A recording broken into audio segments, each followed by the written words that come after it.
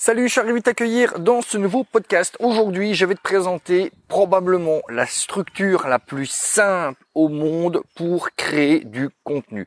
Alors, avant de rentrer dans ce détail, comme à chaque fois, pense, si tu ne l'as pas encore fait, à cliquer sur le bouton s'abonner en dessous de ce podcast et activer la petite clochette si tu m'écoutes sur YouTube, pour être prévenu chaque fois que je sors un nouvel épisode, autrement dit chaque mardi, chaque jeudi et chaque samedi. Alors, quand tu as besoin de créer du contenu, et j'ai envie de te dire donc tout le temps, il y a quelquefois cette difficulté de dire ouais mais comment je fais pour créer ce contenu. D'ailleurs, pour la petite anecdote, c'est quelque chose que l'on me demande très souvent, me dit mais Olivier, comment tu fais pour produire toujours autant de contenu? Comment tu fais pour réussir si facilement à, que ce soit écrire des emails, faire des podcasts, parfois faire des vidéos, parfois avoir des sujets de live, même simplement avoir des sujets de formation, etc., etc. Et surtout, en dehors de comment trouver ces idées, comment tu fais pour avoir cette facilité à produire ce contenu. Et il n'y a rien de secret, il y a rien de magique plutôt, c'est ça que je voulais dire. C'est tout simplement qu'il faut utiliser des processus, qu'il faut utiliser des méthodes, qu'il faut utiliser des structures. C'est-à-dire qu'il va y avoir certains jours, quand tu vas devoir produire du contenu, il va y avoir certains jours où finalement, ça va être naturel pour toi d'enregistrer ce contenu. C'est-à-dire on a tous comme ça des jours où on a une forme de créativité parce que j'en sais rien, on a lu des choses pendant les X jours qui ont précédé, donc on a plein d'idées comme ça qui nous viennent, on a 1000 idées la seconde, on a bien dormi, on est en forme, enfin j'en sais rien, comme il y a plein de soleil, je sais pas la raison, mais il y a des jours comme ça où boum, on est une machine à produire du contenu. Et puis, il y a d'autres jours, et malheureusement dans la majorité des cas, c'est ces journées-là qui sont les plus fréquentes, il y a des jours où on a l'impression qu'on n'a pas cette créativité, on n'a pas cette énergie créatrice qui nous permet de produire le contenu. Le problème, c'est que si ton business dépend en tout ou en partie de cette création de contenu, tu ne peux pas, bien entendu, compter sur ces seuls jours où tu es à fond pour produire du contenu. Tu dois être en mesure de produire du contenu à tout moment. Et dans ces jours-là, dans les jours où malheureusement tu n'as pas cette puissance créatrice, il est intéressant d'avoir des structures. Puisque ces structures, à partir du moment où tu as un sujet, quand tu n'auras pas cette créativité, il suffira que tu prennes ton sujet, que tu le passes dans la moulinette de ces structures et tu pourras dérouler un contenu qui sera intéressant. Et aujourd'hui, dans ce podcast, ce que je vais faire, c'est te présenter la structure de contenu probablement la plus simple que tu peux utiliser pour plein de formes de contenu. Tu peux l'utiliser pour rédiger un micro-argumentaire de vente. Alors attention, qu'on soit clair, c'est pas si tu vends un truc à 1000 balles, ça risque peut-être d'être un petit peu trop léger, d'accord, mais why not, pour une petite page de vente, pour un petit produit, ça peut être intéressant.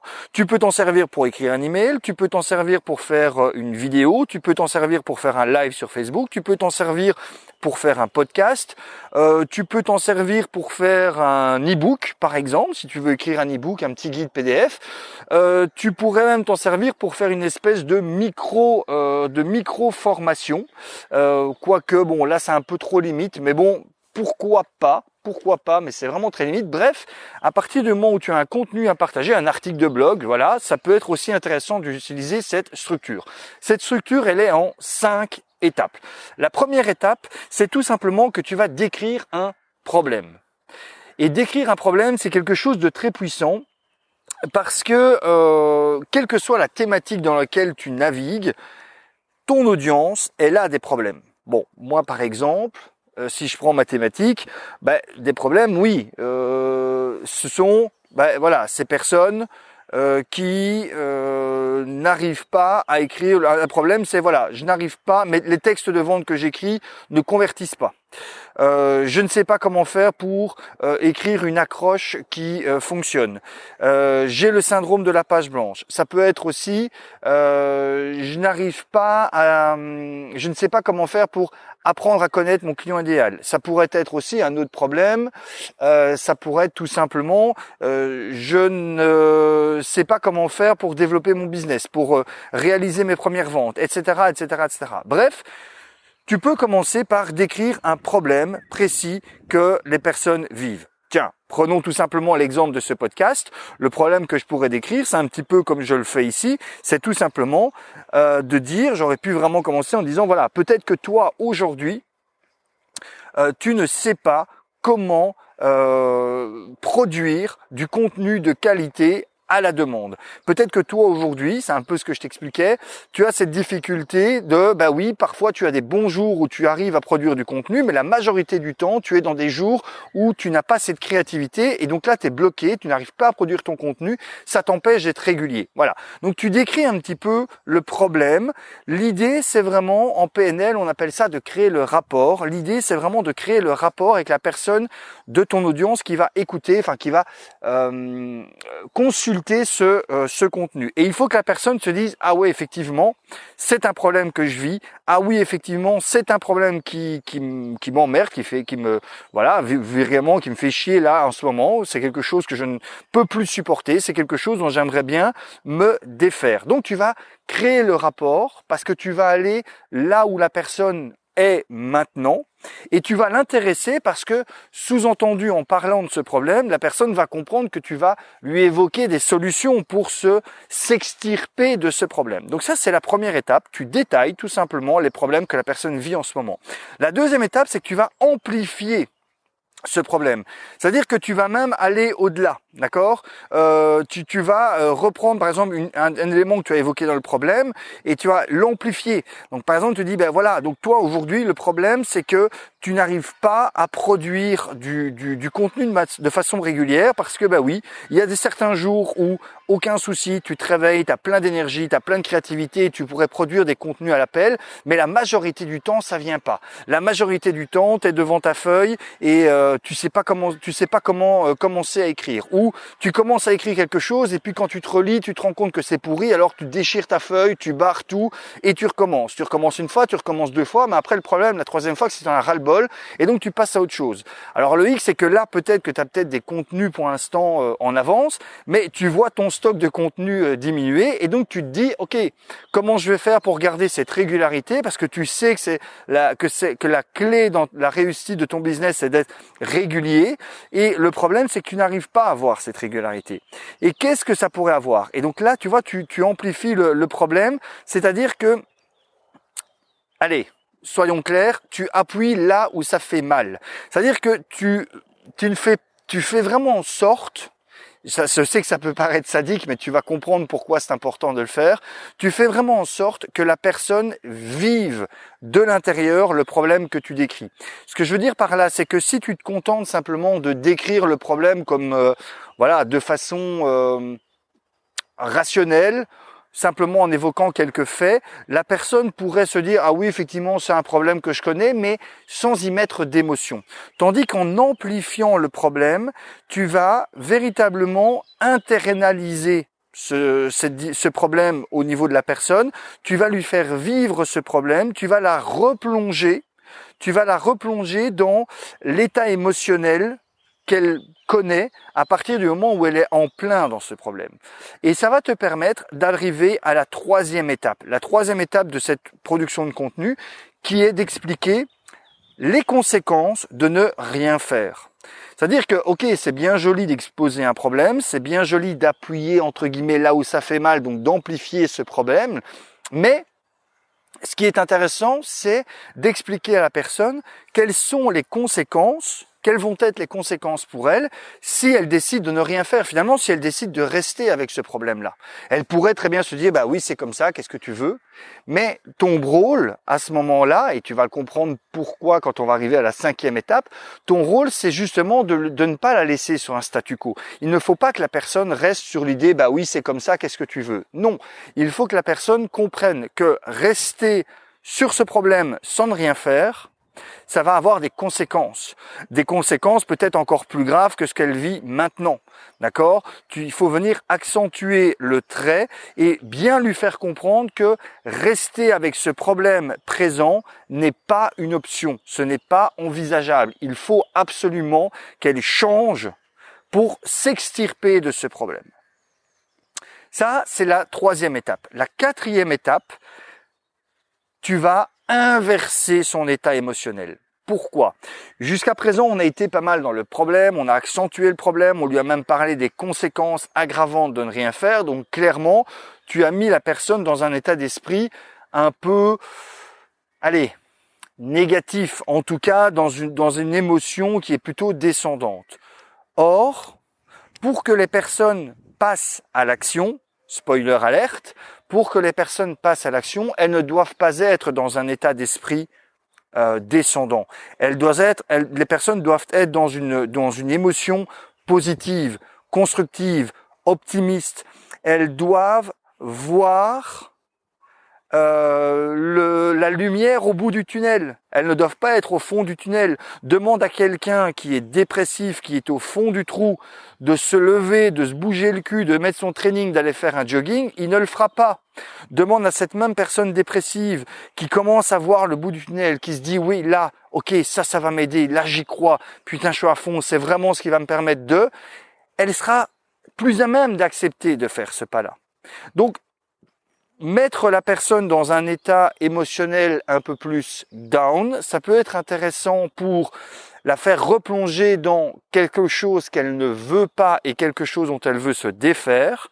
Mais avant d'arriver, à nouveau, spoiler alerte, à la 5e et dernière étape de cette structure simple de création de contenu, il faut que tu lui permettes de redonner un petit coup de talon pour repasser dans une émotion positive, dans un flux optimiste qui va lui permettre, lui faciliter le passage à l'action. Et donc pour ça, la 4e étape, qu'est-ce que tu vas faire? Tu vas l'aider à imaginer sa vie sans ce problème. Tu vas l'aider à envisager quel serait son quotidien, quel serait le statut de son business si tu es dans le business, quelle serait sa vie personnelle, sa vie professionnelle, sa vie amoureuse, enfin sa vie en fonction, bien entendu, de ta thématique, si la personne ne vivait plus ce problème. Et je te dirais même plus, pour reprendre les Dupont, ou je te dirais même mieux, ne lui évoque pas ça en disant « quelle serait votre vie si », mais plutôt « comment sera votre vie quand ». Donc c'est-à-dire ne pas jouer sur le conditionnel, mais plutôt jouer sur le fait que c'est présent, c'est acté, c'est là. Donc vraiment la mettre dans un état positif en disant, voilà, quand tu te seras débarrassé de ça, quand tu auras découvert comment faire ceci, comment faire cela, imagine un peu comment sera ta vie. Imagine un peu les choses que tu vas pouvoir faire. Imagine un peu les choses que tu ne devras plus faire. Imagine un petit peu comment tu te sentiras. Imagine un petit peu comment les autres vont te voir. Enfin, voilà, à adapter bien entendu par rapport au reste du contenu, par rapport à tes thématiques, mais tu comprends l'idée. Et ça va te permettre de vraiment remettre la personne dans un bon état d'esprit pour faire quoi? Pour l'amener tout simplement à la 5e et dernière étape indispensable qui est le passage à l'action. Une grave erreur que l'on fait assez souvent quand on est dans du partage de contenu, donc du content marketing au sens large, c'est qu'on en oublie que ton rôle essentiel en tant que solopreneur, c'est de tout le temps faire du direct marketing. Du direct marketing plutôt que du mass marketing. C'est quoi la différence? Le direct marketing, c'est celui, comme le nom l'indique, qui permet d'obtenir une réponse directe. C'est-à-dire, je fais quelque chose et je dois pouvoir mesurer une action. Je publie un contenu, je dois pouvoir mesurer le nombre de personnes qui ont décidé de cliquer pour aller voir un autre contenu, ou je dois pouvoir mesurer le nombre de personnes qui ont cliqué pour s'inscrire sur ma liste email, ou j'envoie un email, je dois pouvoir mesurer le nombre de personnes qui ont décidé au départ de cet email d'aller voir une page de vente. Je fais une page de vente, je dois pouvoir mesurer le nombre de personnes qui ont décidé d'acheter le produit, etc., etc., etc. Il faut donc que chaque contenu que tu fais, peu importe la plateforme où tu le disposes et peu importe le média et la forme, il faut que ce contenu, même s'il a pour but d'apporter de la valeur, il faut que ce contenu incite à passer à l'action, qu'il y ait un passage à l'action. Par exemple, comme je le fais à chaque fois et je vais te le faire ici, moi, je te demande toujours dans ce podcast, je te demande toujours deux choses. En entrée de podcast, je t'invite toujours, si tu ne l'as pas encore fait, à t'abonner. C'est un appel à l'action que je fais. Et en fin de podcast, je te demande toujours, laisse-moi un commentaire, donne-moi un like, donne-moi un dislike, d'accord? Et pense, et aujourd'hui je t'invite encore à le faire, à regarder dans la description de ce podcast, il y a un lien qui te permet de récupérer un cadeau en lien avec ce podcast. Clique sur ce lien et va récupérer ton cadeau, c'est gratuit. Il y a un appel à l'action. Même si cet appel à l'action n'est pas un appel de vente, ok, très bien, ça dépend bien entendu de où tu publies ce contenu, mais il doit y avoir un appel à l'action parce que ton rôle en tant que solopreneur, c'est d'avoir un focus sur faire du direct marketing. Tu n'es pas une marque qui est là pour faire du mass market. Tu n'es pas là pour faire de la notoriété. Dans certains cas, ça peut être nécessaire, j'en parle parfois dans une certaine technique Facebook en 2 étapes, en 2 process pour diminuer son coût publicitaire. Mais même quand on le fait, c'est parce que juste derrière, il y a quand même un objectif de direct marketing. Tu n'es pas une marque, tu n'es pas Apple, tu n'es pas, j'en sais rien moi, n'importe quelle grande marque que tu pourrais connaître. Tu n'es pas là pour faire du mass market et tu n'es pas là pour assommer les gens à force d'envoyer un message publicitaire. Tu es là pour avoir une action, une réponse directe plutôt à tes actions. Donc c'est-à-dire que dans cette structure simple, tu dois toujours amener un appel à l'action. Toujours, toujours, toujours, toujours. Ok? Dans n'importe quel contenu que tu vas publier, quelle qu'en soit la forme, quel qu'en soit le média, quelle que soit la plateforme sur laquelle tu vas diffuser ce contenu, tu dois mettre un appel à l'action. J'espère que ça t'a aidé et j'espère surtout que ça va t'aider. Conserve ça, tu vois, c'est 5 étapes, c'est tout simple. Moi, ce que je peux même te conseiller, il y a mon chat qui est en train de faire peur aux poules du voisin. Ce que je peux même te conseiller, c'est tout simplement de noter sur un petit, tu sais, une petite fiche cartonnée que tu peux garder souvent avec toi. Tu notes tout simplement ces 5 étapes et voilà, le jour où tu dois produire du contenu et que tu n'es pas dans cette force créatrice, prends simplement cette structure, prends simplement l'idée que tu voulais développer et contente-toi de suivre cette structure. Comme je te l'ai déjà dit, pense à me mettre un petit like ou un petit dislike en fonction de tu es aimé ou pas. Laisse-moi un petit commentaire pour me dire ce que tu en penses et clique sur le lien qui est dans la description pour récupérer ton cadeau. Je te remercie de ton écoute, je te remercie de ton attention et je te dis à très bientôt. Ciao.